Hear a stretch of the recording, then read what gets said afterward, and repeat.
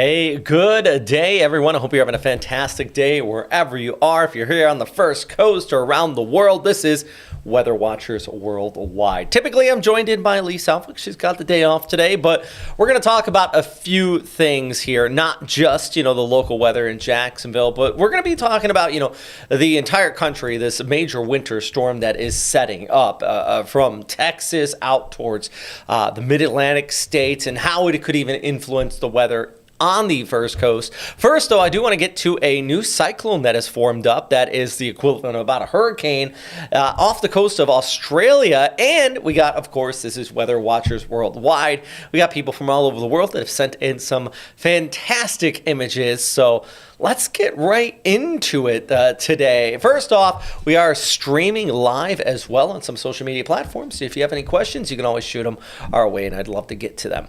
All right, so let's get into it here. And first off, before I talk about this cyclone, I want to talk about, just briefly give you a quick look at the forecast for this snow and ice storm. And I know this is the most basic of it, but if you are out here anywhere in that pink, oh man, it's going to be a bad couple of days. I shouldn't say that. It's going to be rough, though. At the very least, you're looking at, a tenth of an inch of freezing rain in some of those lighter pinks, which would indicate straight up, slick conditions on the roads. But once you get up to about a quarter to a half an inch, we're talking about, like power outages, travel delays. Some of those darker blues there indicating heavy snowfall, which in spots, parts of Oklahoma could see 1 to 2 feet, maybe over towards the I-95 corridor in parts of Pennsylvania, over towards southern New York. It's going to get messy out here.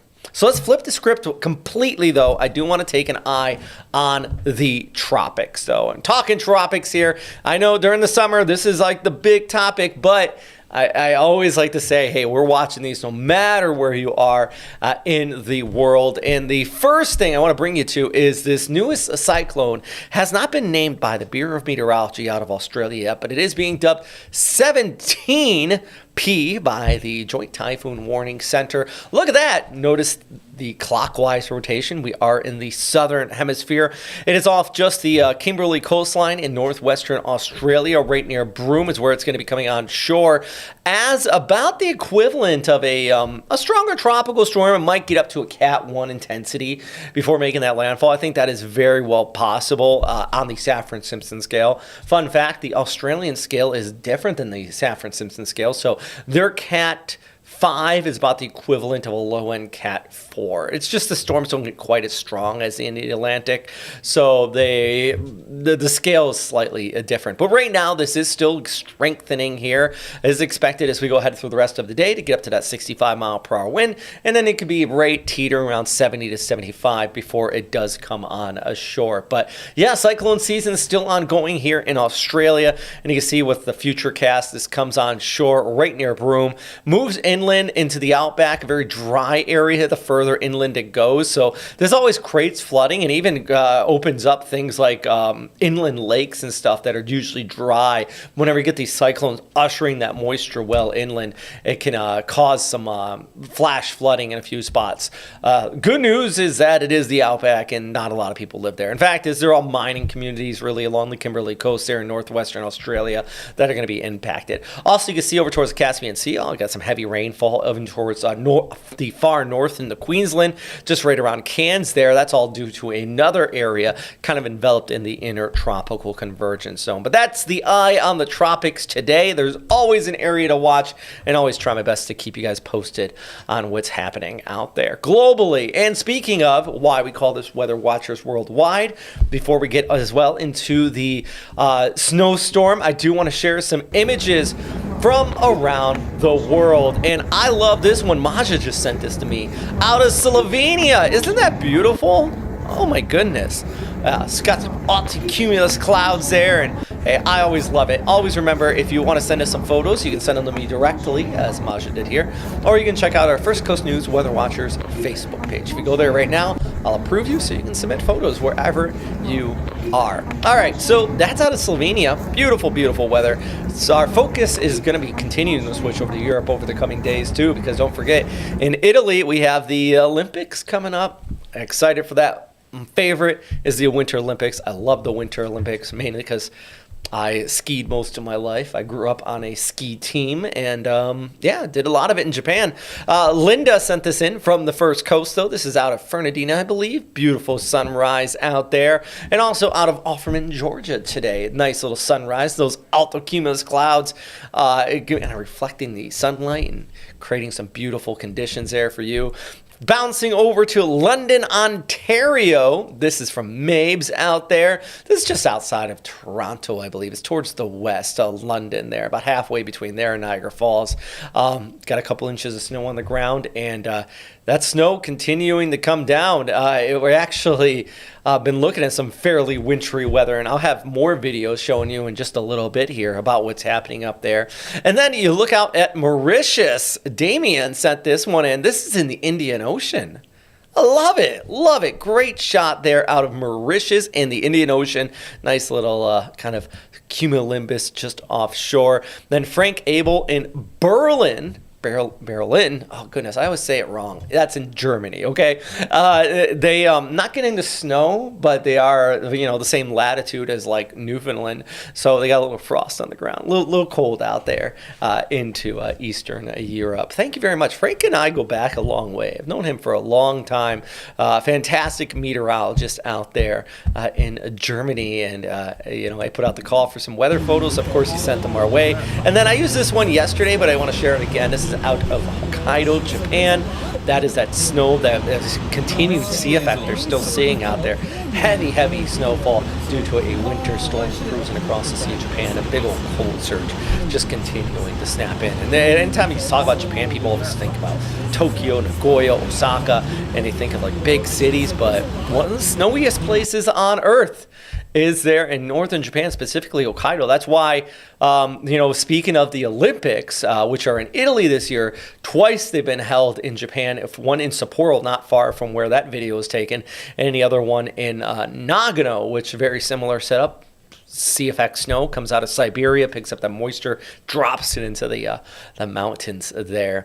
Anyways, all right, so that's a look at that. I also quickly want to talk about, before we get into the winter storm, I'm throwing out the headlines here. I've been showing this the last few days. Update on our Iceberg A23A. If you're new to this thing broke off in 1986. It's been floating around in the South Atlantic. But the last few weeks, it has been melting.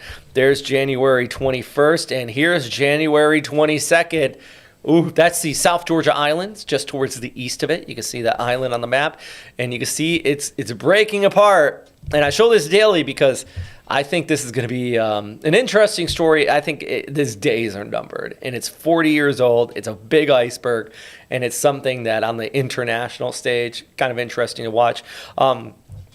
Once again, will not raise sea levels. Think of if you have an ice a cup full of ice and your ice melts. Is that going to raise the water level in your cup? Is it going to overflow? No. What's going to happen is it's just going to melt and it takes up the same volume of water. Anyways, all right, let's go back to our winter storm. But before I get to that, I have plenty to talk about with this. I do want to throw you to a commercial here. Just real quick, 2 minutes, don't go anywhere. We just got to make the money here on Weather Watchers Worldwide, so we'll be right back in just a few moments. Why do we come here? To reach for new heights, to dive to new depths. You can call it a team, even a community. That connection with others. We all deserve that. So why come here? This is why.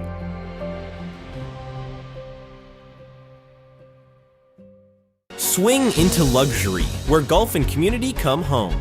Located in St. John's, Florida, Stillwater is a premier 55-plus active adult community where golf is in your backyard.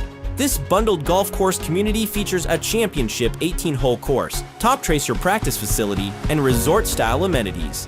Whether perfecting your swing or connecting with neighbors, Stillwater offers the perfect blend of relaxation and recreation.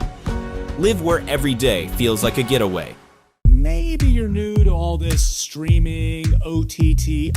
on-demand stuff, you need a trusted news and weather source. And we've got you with First Coast News Plus. That's some pretty serious cold. Get your most accurate forecast, your weather impact alerts, heavy law enforcement presence, extended breaking news coverage, and that breaking news right now out of Camden County, Georgia, and exclusive specials, all on your schedule. So download First Coast News Plus and start watching for free. Welcome back. Always remember, we're still streaming on our social media platforms. Keep it weather related. I would love it to hear some of your questions or anything about the storm and the weather wherever you are.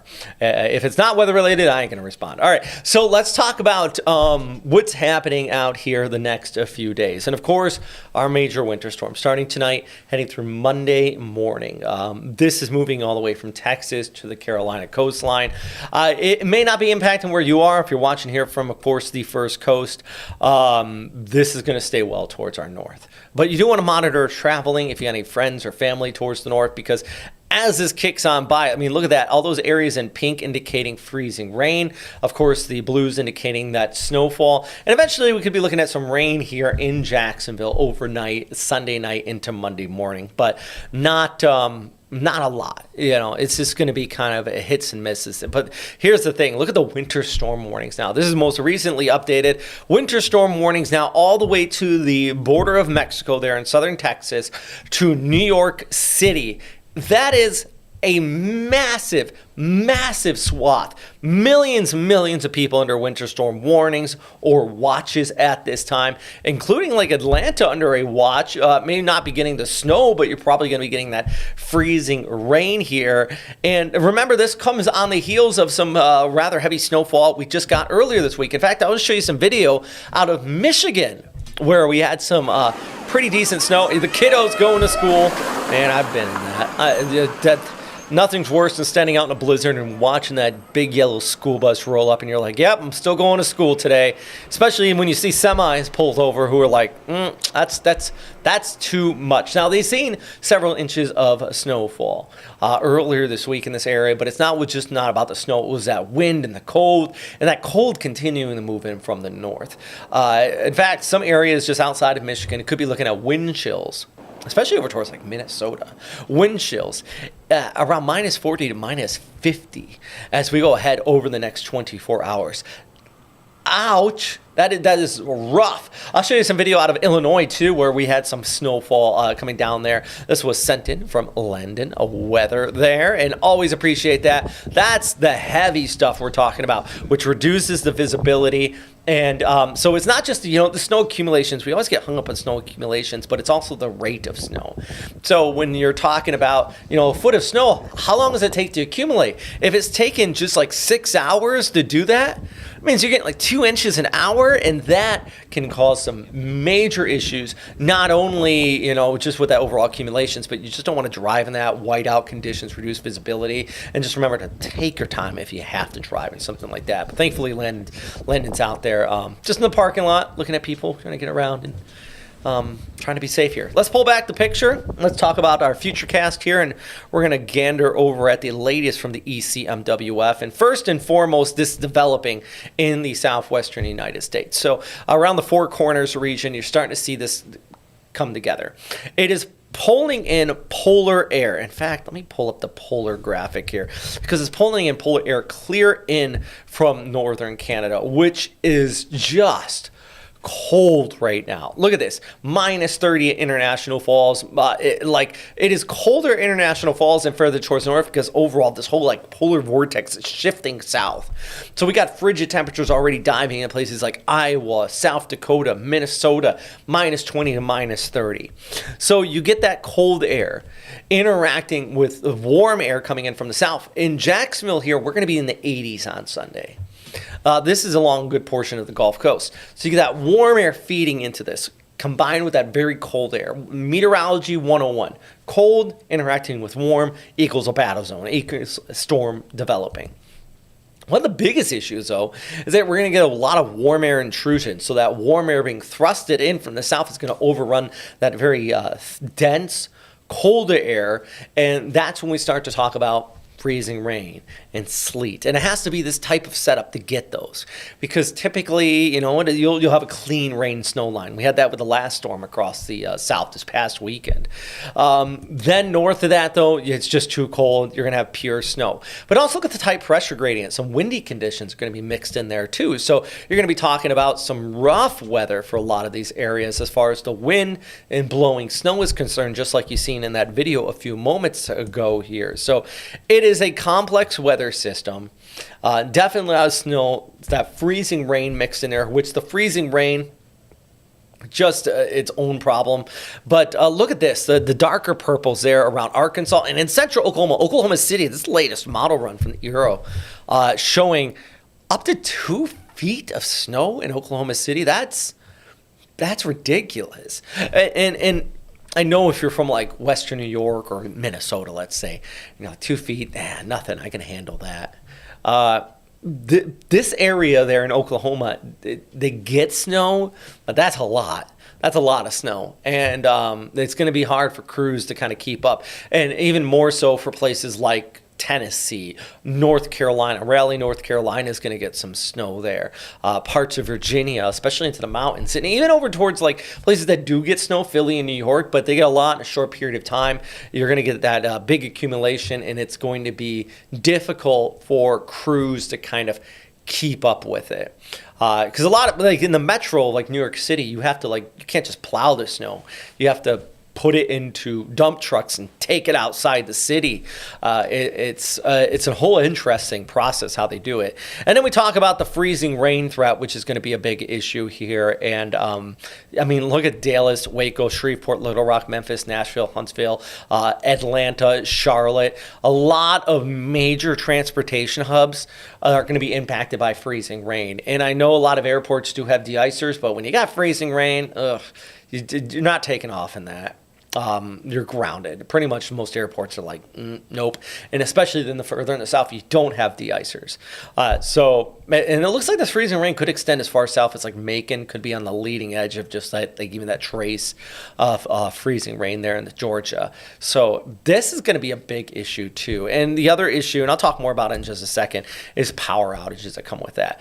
Cold air damming. This is another term that's going to help contribute to the freezing rain, because you see what happens, that cold air rushes in and it slams up against the mountains of the Appalachians. So you get a colder low level, and then you get warm air running over that from the south that runs up the mountains, and then you get that layered cake. You get snow, you get cold over warm over cold, and that also contributes to that threat of freezing rain across parts of the Appalachians. So it's a very complex weather system, which is why I always say no matter where you're watching right now, of course most of you out of Jacksonville, and I appreciate that because I'm your local meteorologist, but I say always tune into your local meteorologist, because they're going to be the ones that are going to be able to, especially in a complex weather system like this, the ones that give you the details on exactly how the weather is going to be impacting where you are. They're the ones that are looking at it all day. They're going to let you know exactly where the freezing rain line and the snow is going to be, because this is a very serious storm. And it's one of those where you can't be like, oh yeah, we get snow, all right, whatever. Weatherman's hyping it. Not. This is a serious one. 1/2 inch of ice means dangerous travel on the roads, widespread tree damage, long-term power outages. I've been in an ice storm when I was little. We lost power for like 2 weeks. And then on top of that, it's cold out, which we have a big blast of cold air behind us, which creates heating problems. So there's a lot happening with that. And this is just another look at those precipitation types here. I'm talking about with that freezing rain. The basically that snow starts off at snow, it melts, and I'm right near the surface. It runs into a colder pocket of air and then freezes on contact with the ground. And then that's when you get, of course, freezing rain here. And also can make for some slick conditions. So you want to slow down, tap those brakes, avoid the travel, or you can end up like this person out of Michigan. I want to show you a video here of somebody, they got wrapped up in a car crash. This is scary. Katie Holmes sent this one, and oh my goodness, that is terrifying. That is a multiple vehicle accident. This was from earlier this week. This is not the current storm, but this is why you want to avoid the travel across any of these areas here. That is just dangerous and a scary phenomenon. It's one of my just nightmares being stuck in something like this, especially, if the snow is coming down and you end up in one of these areas that are rather rough. There's whiteout conditions, and you get things like semis, which really, it takes a lot for them to slow down. They're going to have a hard time stopping. Especially in slick conditions and with reduced visibility, and they won't see it to the last second. They did get the buses out there, help picking up people, because you're not driving away if you're stuck in the middle of that accident out there. But oh my goodness, scary stuff from Katie and Pedro there, sending them in. So let's pull back the picture. Let's talk about this as far as the First Coast is concerned and Jacksonville. And we'll wrap it up with that here in just a few minutes. First, we're going to go to commercial break real quick, and then we're going to wrap up with our forecast for Jacksonville, for everybody around the First Coast, and how this storm system is going to impact us. Why do we come here? To reach for new heights, to dive to new depths. You can call it a team, even a community. That connection with others. We all deserve that. So why come here? This is why.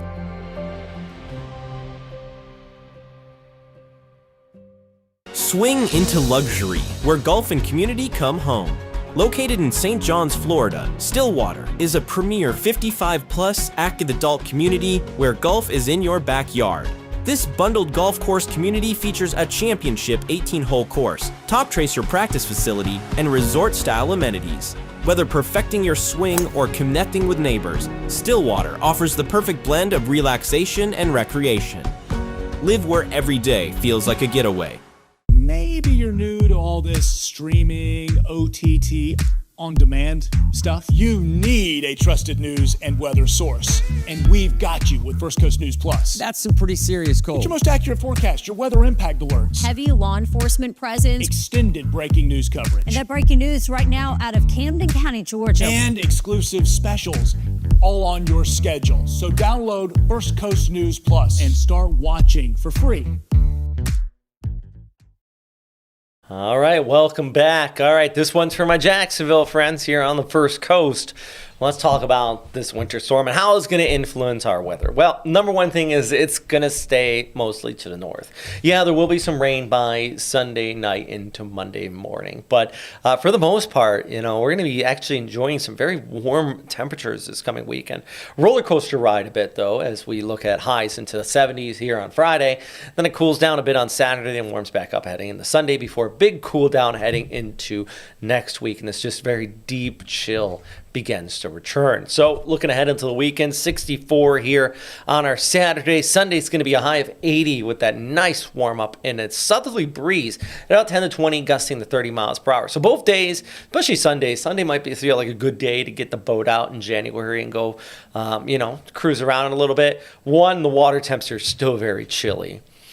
So be careful with that. And two, there's going to be a chop, even not on the ocean, but on the river, especially if you're out on the St. John's where it's oriented north to south. There definitely is going to be a long fetch area, which can increase some pretty decent chop into the afternoon, the evening, when those winds start to really pick up at their highest. And we can even see that here with our high resolution futurecast.